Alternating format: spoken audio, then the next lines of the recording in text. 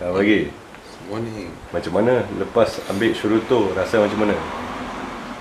Lot of progression. Banyak yang dah kering, banyak dah cabut luka. Muka pun. Bila accident? 2 weeks ago. 2 weeks ago. Hari tu kat mata belah merah. merah kan? Lepas ambil SHIRUTO macam mana? Lepas beberapa hari hilang merah A tu. week after that settle. Banyak dah kering. Banyak luka yang dah kering. Banyak kering. Continue ambil SHIRUTO pun Every day. Every day berapa kali makan? Twice a week. Twice a day. Twice a day. Twice a day. Pagi satu, malam satu. Kena Kalau minum tidak kering. kena minum banyak air. Have to drink a lot of water. I would recommend it lah. It would do a lot of progress.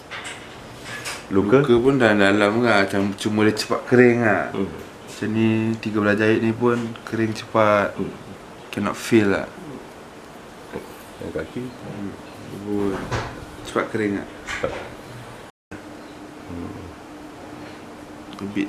Dia kering cuma dia lambat popet. ni dah berapa minggu ni? Seminggu dah? Seminggu. After the ubat lah. So continue taking lah. So cepat akan heal lah. Muka pun banyak hilang. A bit of progression. A lot of progression, not a bit. Masa sebelum ambil SHIRUTO, badan-badan semua sakit kan? Badan sakit, sini sakit.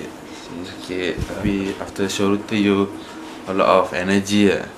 Lepas berapa hari hilang sakit? After you take it, dia banyak membantu. SHIRUTO give you a lot of energy to recover fast and all.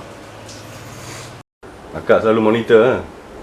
Kakak dia dengan dia punya girlfriend lah selalu monitor. Kak ni Tengok Dia punya ni deep tau, tapi nampak dah.